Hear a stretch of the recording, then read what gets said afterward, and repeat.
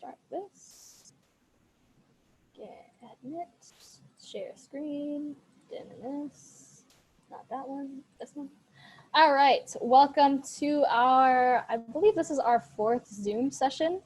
My name is Leigh DeVera. I am the Community Volunteer Ambassador for the park. What that means is anything volunteerism, community outreach, engagement, anything like that. We're gonna start off by with our consent statement. So as a visible disclosure, we'd like to inform any participants that any and all of the Zoom series is and will be recorded. The purpose of this is to provide the Zoom series to those who participated or missed out on the session. It is also provided the information for participants to refer back to. In addition to a visible disclosure, this statement will be orally stated at the beginning of each Zoom, like I am doing right now. This time, I'm going to stop sharing my screen. And right now, we're all here. We have in total 27, 28 participants. This is our Horse 101 Zoom series with Sarah Conan, my boss.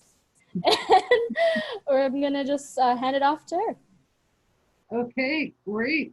Well, let me start by trying to get to share my screen.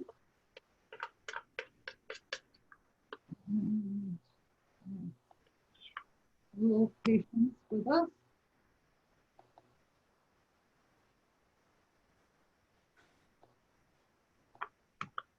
There we go.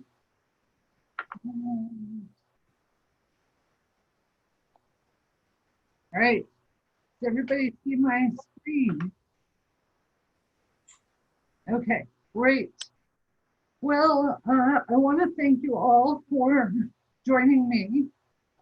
This is going to be a Horse Course 101, and it's going to be a kind of a broad brushstroke of different kinds of information on horse or horses. We're going to talk about horse history, or I'm going to talk a little bit about horse history, talk about predator or prey, and wrap it up and spend most of my time on horses and what they wish everyone knew. So before I get started with all of that, I do just want to let you know, why is it that I'm talking about horses? I have been working with Santa Monica Mountain Horses for, well, since 2015. And for 8 years before that, I was at Golden Gate working with the Mounted Horse Patrol. And before that, I had a variety of experiences, everything from working as a veterinary technician with large animal veterinarians and taking English writing lessons when I was in high school and jumping horses. And I've also worked with horse trainers in a couple of different locations for brief stints. So I just wanted to impart some of the information that I've learned over the years to all of you so that you can stay safe when you are around horses. So the earliest horses, I'll start out with the history. The earliest horses date back to about 55 million years ago. And they were often forest dwellers. Of course, there were different sizes of horses, but the average size was about the size of a dog. Now, we're going to take a big leap in time, and a lot happened between 55 million years ago and 10 million years ago. There was a lot of change in the climate. There was an increase in grasslands, a decrease in forests, and animals evolved during that time frame. And a really cool adaptation that happened with horses is that horses used to have 3 toes, but due to the evolution process, they now have 1 toe, or what people call a hoof, which I thought was pretty cool. Now, no one is sure exactly why horses went extinct in the Americas, but several large land animals did go extinct at that same time. And of course, this was around the Ice Age. But if you ever talk about wild horses in America or in the Americas, it could turn into a bit of a controversial conversation, depending on who you're talking about and the context. I'm not going to get into that right now, but horses were extinct at one point from North America and from all the Americas. So about 10,000 years ago, when horses became extinct from America and their numbers were actually dwindling in Western Europe, horses in Eastern Europe and Central Asia actually were thriving. And although no one knows the exact time of domestication, it's noted that horses have probably been domesticated for over 5,000 years. Now, what does that mean? I found a really great quote. The ways we travel, trade, play, work, and fight wars have all been profoundly shaped by our use of horses. And when you really stop to think about that, that's true. The migration of people from the east to the west, they did that with horse and carriage on horseback. The way people used to farm and raise crops, they did it with horses plowing up land. They fought wars. So they really have played important parts in our history and have been used for so many different things. But what about the Park Service? So that's kind of a broad brush stroke and general ways that horses have been involved with world history. But what about the National Park Service? Well, buffalo soldiers, before the National Park Service was even a National Park Service, buffalo soldiers actually used horses to protect parklands like out in Yosemite. But even today, horses are still being used for transporting supplies out into the backcountry. If anybody remembers 2016, the Rose Parade, a lot of NPS horses and teams were in that parade. The Mule Days Parade, they often have NPS horses in the Mule Days Parade up in Bishop. That usually takes place Memorial Day weekend. Special events, often horses will go to special events, search and rescue. And I included this picture because this is along the Chesapeake and Ohio Canal. And they actually use mules to pull boats, canal boats, up and down the Chesapeake and Ohio Canal. So they do reenactments. So I talked about the Park Service as a whole, but what about Santa Monica Mountains? What do horses have to do with the Santa Monica Mountains? Well, there really is a rich history. And if there is an interest, I'd be happy to do more work and come up with a follow-up program on horses and their use in the Santa Monica Mountains. But I'll give you a little teaser about how horses were used. One, there's a rich history in ranching here in the Santa Monica Mountains. There's also the Moore Park College that had an animal program here in the park, and they had a horse program here in the park. And finally, there's a rich history in the horse patrols in the park since the early 1990s that's still in, they are still active. So before they were domesticated, in prehistoric times, these horses were actually hunted for food, and they were a food source, so definitely a prey species. However, if you've ever been kicked, bitten, or stepped on by a horse, you would swear that they were a predator. But they truly are just a prey species.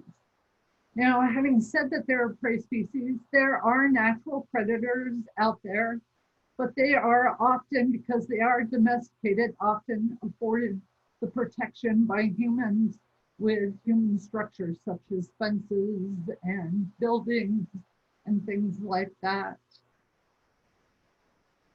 Why is it important to know whether they're predator or prey? Well, it gives you kind of an insight into how horses act or react or think. Now, this picture here actually shows horses doing what they love to do the best. They love to be in herds, they love to hang out with their buddies and just munch on grass, enjoy the sunshine, take life easy. However, having said this, there are wild Mustang stallions that do live most of their lives out in the wild on their own as solitary creatures. But prey species do have a really strong sense of fight or flight. And in general, if a horse is presented with something that scares them, they feel threatened, they're probably going to try to run away from you. If they feel trapped, they will fight. And so how do we know what this looks like? Well, body language. Just like body language, when you're talking to somebody, can tell you a lot about how they're feeling. Well, the same can be said about horses. And there's a lot more behind this, but I'm going to give you some real basics here. For instance, their ears. This is Leo. And Leo's got his ears kind of perked up and he's paying attention to his surroundings, but he's not scared. He's just hanging out, just trying to figure out what's going on around him. Now, does anybody, I want you to think about this, anybody have a cat at home? Have you ever had a cat that got really upset with you? I mean, so mad, eyes were bugging out of its head, its ears were flat back, and it's hissing at you. Well, granted, a horse is not going to hiss, but their ears will go back like a cat, and their eyes will get big. They'll kind of reach out. And if you see that, you need to step away from the horse. There are other occasions where a horse's ears may go back when they are concentrating on something. But if you see a horse with its ears flat back and its eyes getting big, then you need to step away from the horse. Head and neck, if their head is held up high and their ears are perked out front or to the side, it means that they're concentrating on something and probably trying to figure out if it's going to come after it. Should it be afraid of this, whatever it is that has their attention? Or is it something that they eventually will be like, that's fine, I'm just going to go on. Now, if you see a horse with its head kind of level with its back, its ears maybe moving around, well, that horse is probably pretty relaxed and just going on with its day and moving forward. Front legs, again, if you see a horse pawing, it means that there's something that it's probably trying to tell you that it's bored. It needs to get moving. He's probably frustrated and he wants attention. He wants something to do. And so again, if you don't know a lot about horses, a horse that's pawing a lot, you probably want to just stand back from that horse. Rear legs are another thing to look at. If they're standing on the tip of their hoof, and their legs kind of cocked and their hips kind of swaying to one side.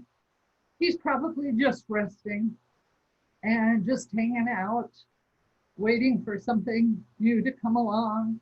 But if his foot is up and his ears are back and his eyes are big and he's looking at you, you may want to move back from that horse, because that's another indication where he may not be a happy horse and he may try to get away from you or bite you or kick you.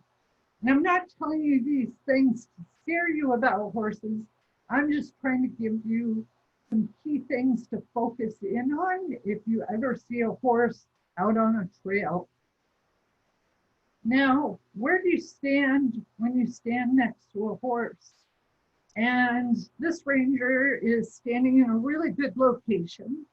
Horses have eyes on the side of their head because they are a prey species. So they're constantly surveying what's around them to make sure that nothing's going to sneak up on them. So having said that, you don't want to stand directly in front of them because they can't see you. And you definitely don't want to stand behind them because that's another blind spot for horses. So the best place to stand, kind of up near the front shoulder of the horse where the horse can see you and he can get away from you if he wants. But if you ever approach a horse or see a horse and rider, the best thing to do is to ask the horse and rider if you can approach their horse, and they will guide you as to the best place to stand and where to touch the horse. If you go up to a horse, don't put your face in their hands.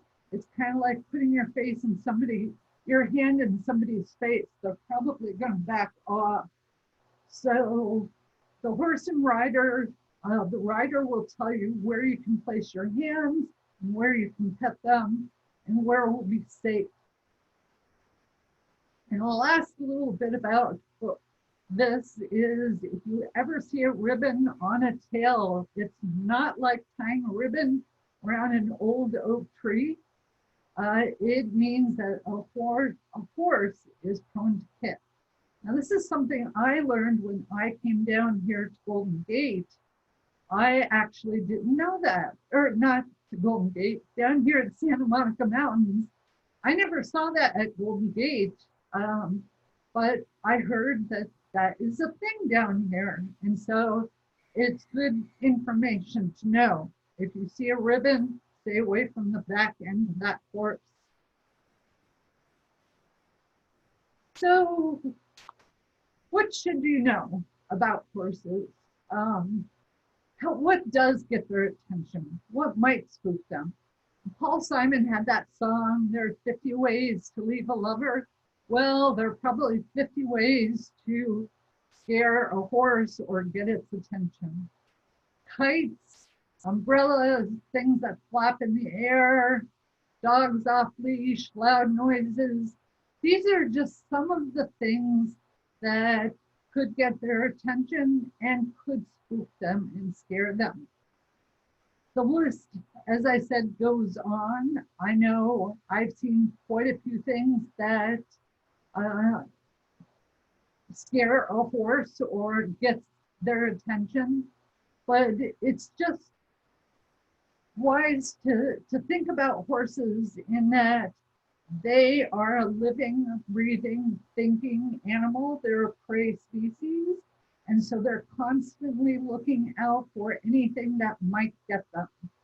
And so just be prepared when you're walking along the trails that these are some of the things to watch out for if you have something flapping on your backpack or talking loud. Let's talk about when you do see a horse on a trail. If you are walking up towards a horse that's coming towards you, I would recommend, if it's a narrow trail, step off to the side. And the reason for this is because you're going to do less damage than a horse trying to go around you through the brush or the grass to the park. So let them stay on the trail. If you just take a step off to the side, of course, if it's a wide trail, then you should be good to go. If you're using an umbrella, please close that umbrella because some horses will spook.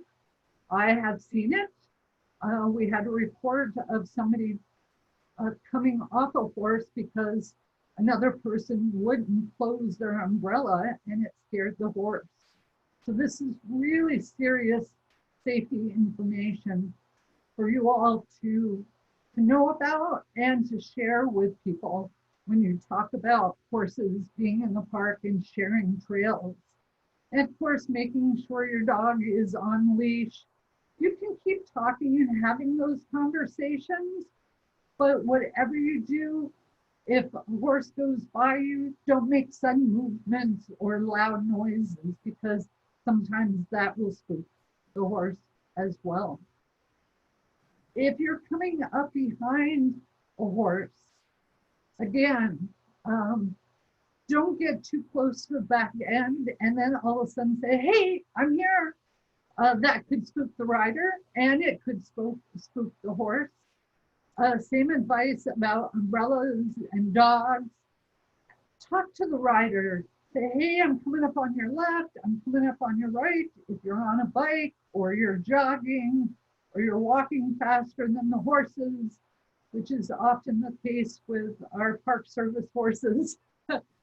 If you want to pass, just say, hey, can I pass on your right? Can I pass on your left?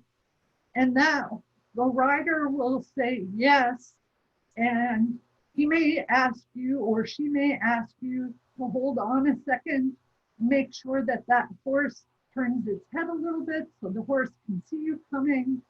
So it's not a surprise for the horse, but it's really important to communicate with the rider to make sure that everything is safe. And most importantly, do not get too close to the back end of a horse. All right, so I've talked a lot about what it is that you should do and you should know, but it's not all about what you should do. Horses are working on getting over their fears, and we humans call it desensitizing. And here's a great picture of Stacy. She is desensitizing one of our horses. This is Gunner. And remember I said when their heads are kind of even with their back and their ears are kind of out, he's paying attention to what's happening to him. But he's taking this whole big scary tarp thing like a real pro. He's handling it pretty well.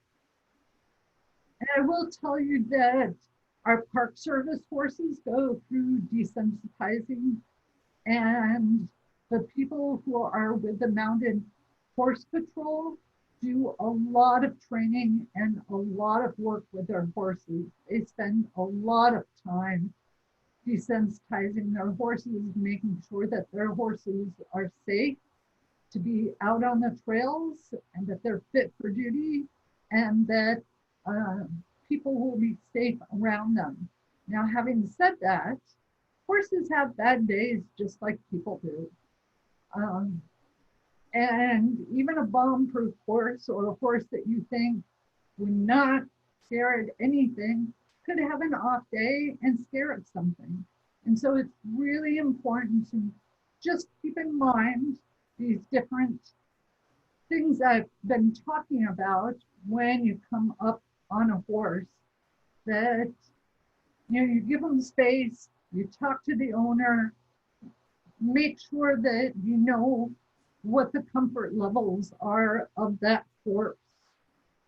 Now, one of the other things that I wanted to talk about too, and I kind of skipped, is that if you ever come up on horses and you're in a large group, please have everybody in your group stand on one side of the trail and let the horse pass you.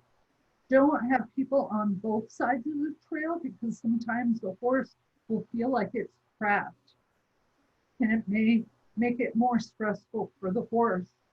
Also, if you're standing on a trail and there is a slight slope to the trail on one side and a hill on the other side of the trail, if you could stay on the downhill side, and the reason I say that is because if a horse spooks, if he backs up, he can't see where he's going sometimes, and he may go down off the side into a ditch and injure himself and injure the rider. And this way, by you being on that side, he's either going to go up a hill, out across the pasture, or straight ahead. He's got an out to feel like he's safe.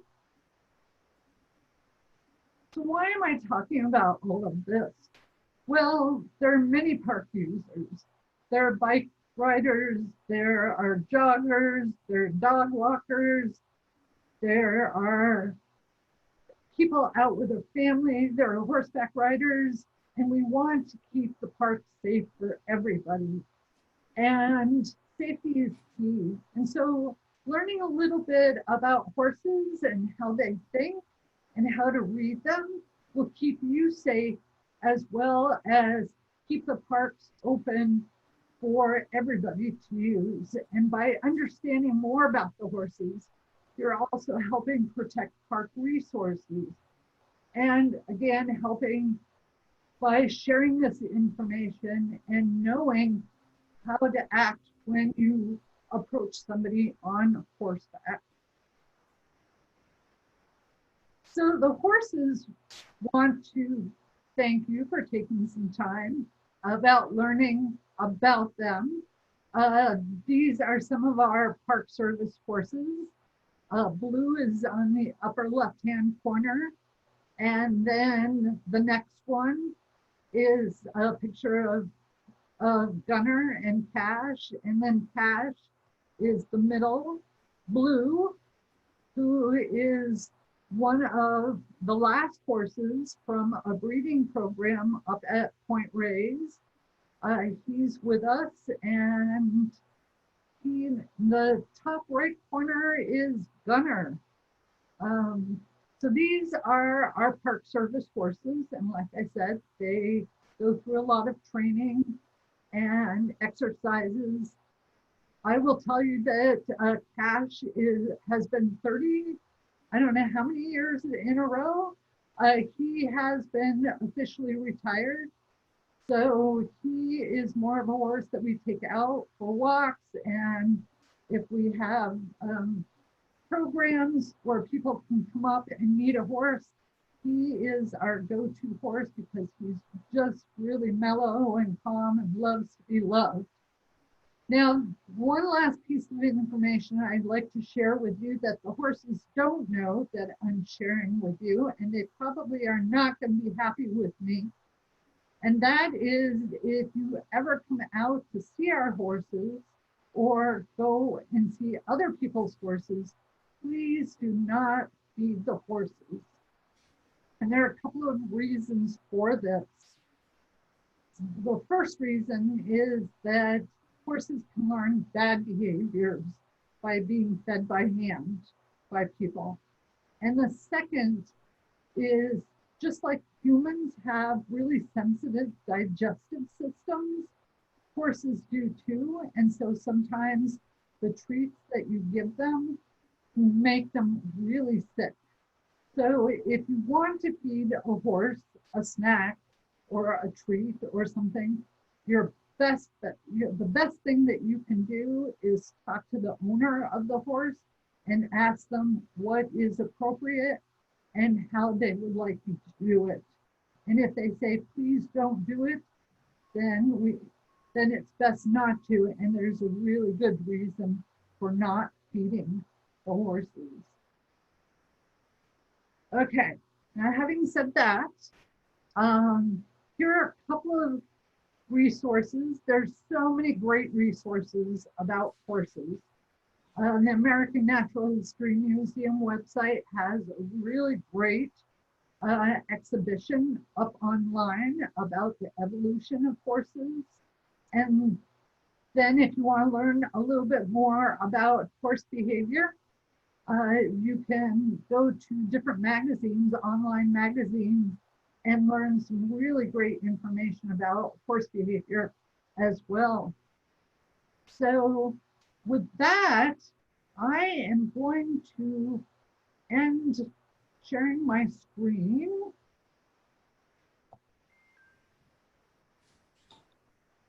And open it up for any questions that people may have.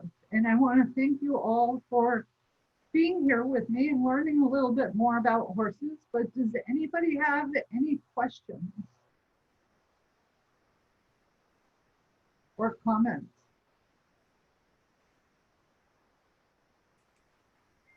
I have a question for you, Sarah. Yeah. Were you born around horses? Was it something that was in your family? Is that how you learned all this? My grandfather on my mother's side, they had horses when he was growing up, and my mother grew up with horses on the family farm. I never had a horse as a child. I always lamented it. I always begged for one. But no, I was lucky enough to I did babysitting so that I could pay for horseback riding lessons. And I didn't get to go to a horse camp once when I was young, but the rest of it has just been happy circumstances that have lined up for me to be able to work with horses.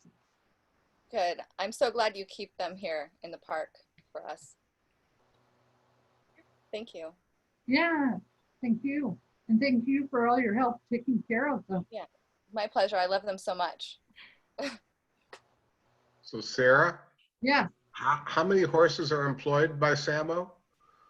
We have 4 horses. One is officially retired, but we do have 4 horses at Santa Monica Mountains, and they are at Rancho Sierra Vista.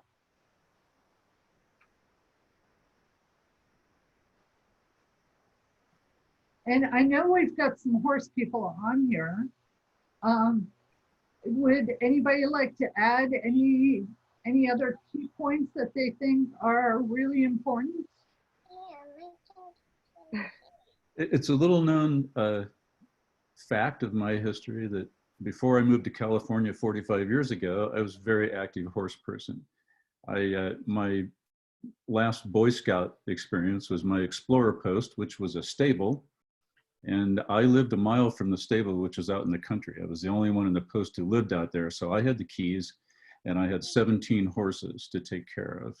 And I could close the stable anytime I wanted and go and take the boss's horse out and ride it and on. And I just wanted to pass on that horses very much have personalities exactly like people.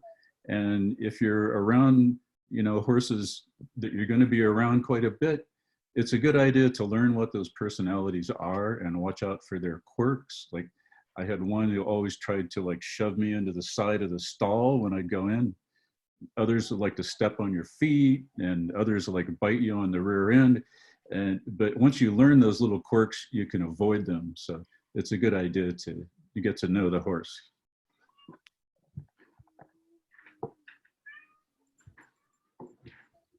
Sarah, I would offer that being on such a powerful, huge animal in nature, in their environment, allows the rider to experience nature in a completely different way, because when you're on the back of the animal, you have to be attuned to that animal. 100% of the time, there's no autopilot. 100% of the time, what is this animal doing and how do I respond? And you begin to appreciate a completely different reality than we typically have when we're in nature or anywhere. Could be on a street. And the horse is always right. If you're on their back, they're always right. You know, thank you, Ralph, for sharing that, and Carrie, your memories too of working with horses. I will tell you, Ralph, to follow up, the horse is always right. I was riding horseback in the park a few years ago, and I noticed that my horse made this deviation off to the left side of the trail. And I thought, why is he doing that?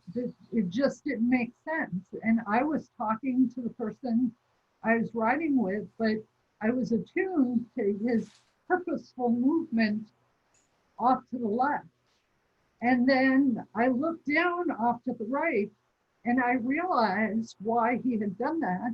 There were smoke grenades laying there on the side of the trail. And he had picked up on it. I had not been paying attention. And he picked up on it, and he made a wide berth around those smoke grenades. So they are very intuitive. They have great senses. And you're right, paying attention to them is key.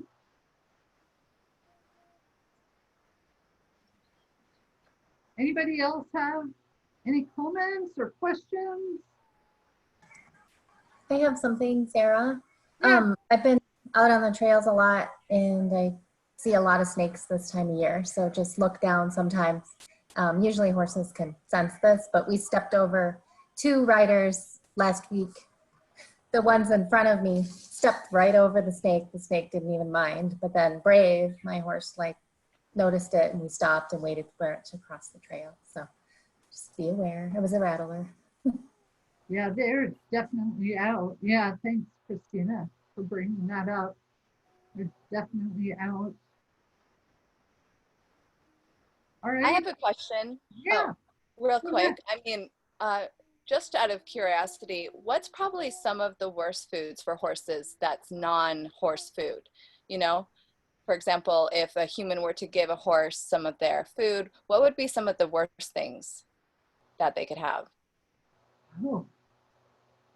I mean, is there anything that they're like severely, you know, like, or is it just they're such big animals that they probably don't get too sick if they eat? Sure, I can take that one if you want.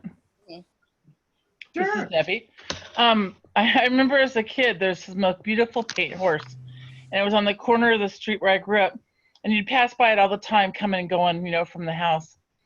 And then one day it wasn't there, and I asked the lady, "What happened to your horse? Did you guys move?"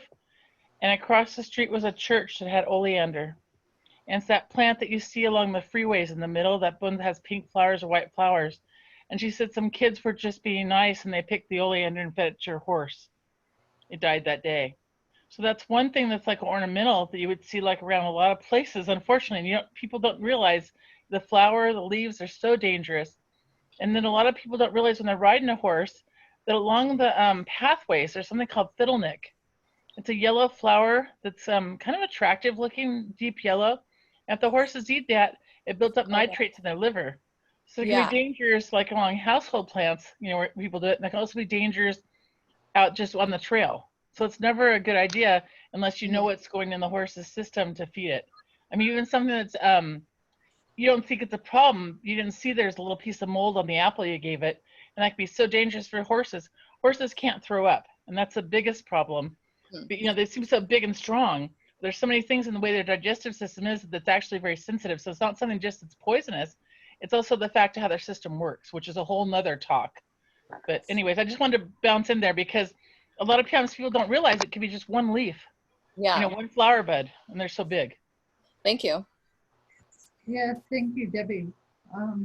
Yeah, there are a lot of weeds and things out there that a lot of people don't think about. You know, they think they're safe because they're green.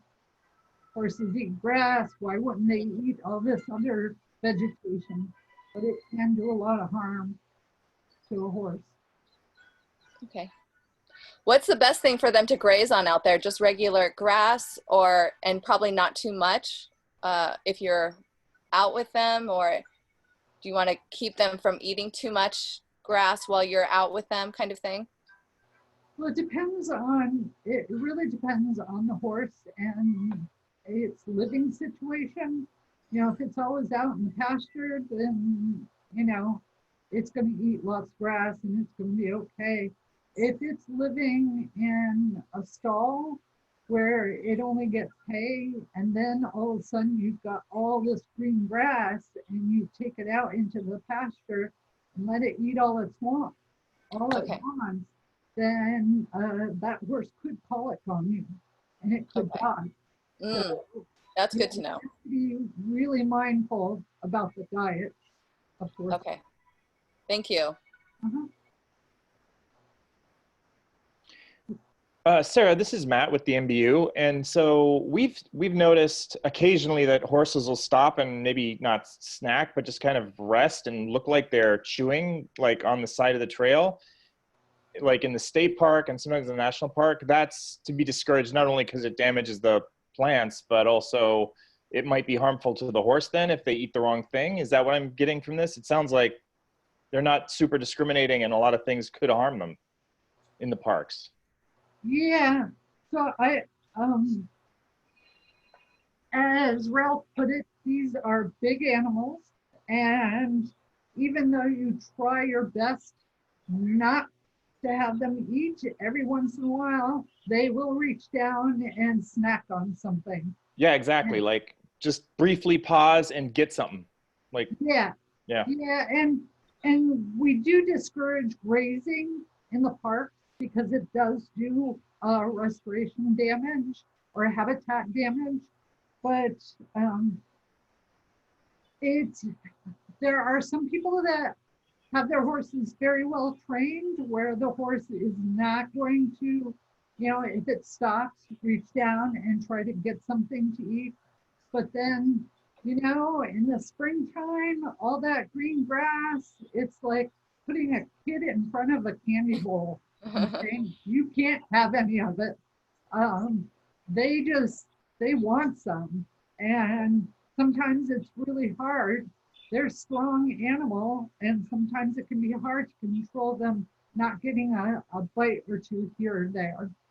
But what we don't want to see is horses that are just left out in the middle of a field or grasslands and just allowed to eat all they want. That is not acceptable, and there's no reason for that. One more question, Sarah. The horses we see ridden by the VIPs, the mounted volunteers, we often see them in the state park. Those are separate from the NPS horses you have at Rancho Sierra Vista, correct? Those are different individual horses. Yes. Yeah, there are two different horse programs in the park.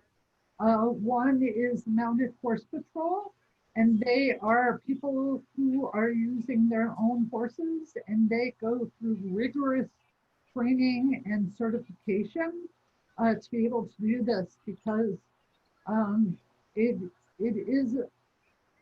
These are living, thinking, breathing creatures that can have a mind of their own. And so these people go through a lot of training and exercising to be able to use their horses out on the trails as volunteers.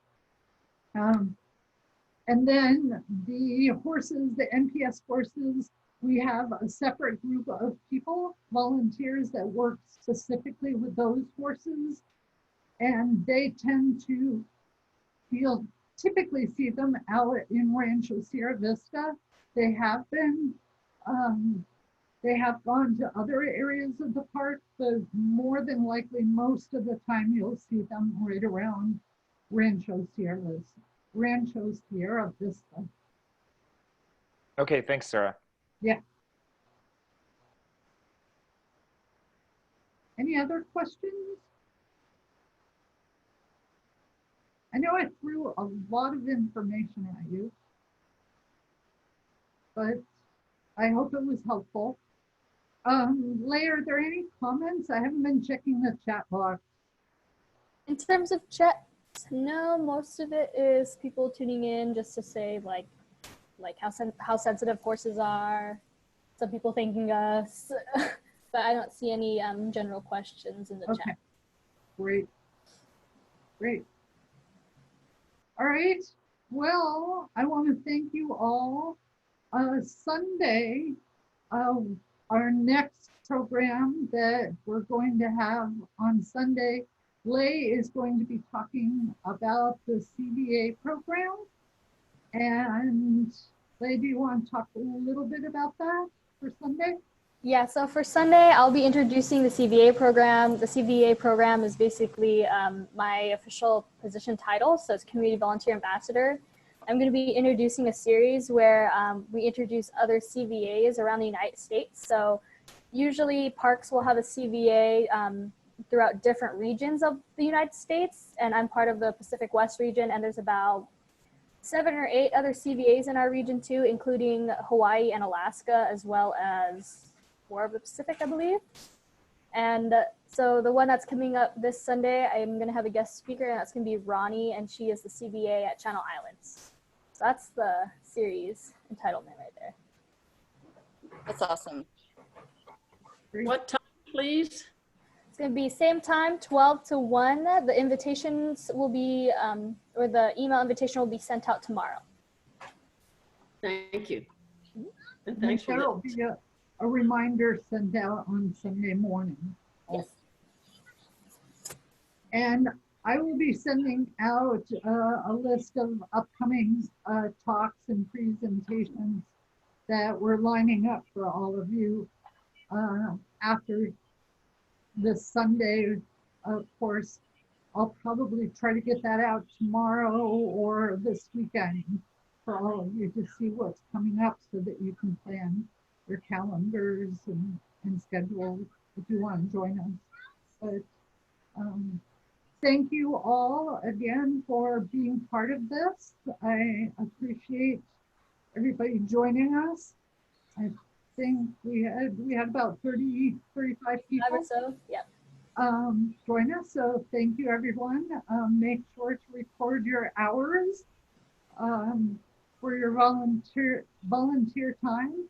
And if anybody has any follow-up questions, please feel free to shoot me an email. I'd be happy to answer any questions that you have. And if I don't know the answer, I know some people who especially are on this call right now or in this video chat that could probably answer some of those questions too. But thank you, everyone. Have a great rest of your week. And we'll see you back on Sunday. Thank you. Bye. Thanks, Sarah. Thank you. Stay in the saddle. Bye. Thanks, Leigh. Thank you. Thank All you. right. Bye-bye.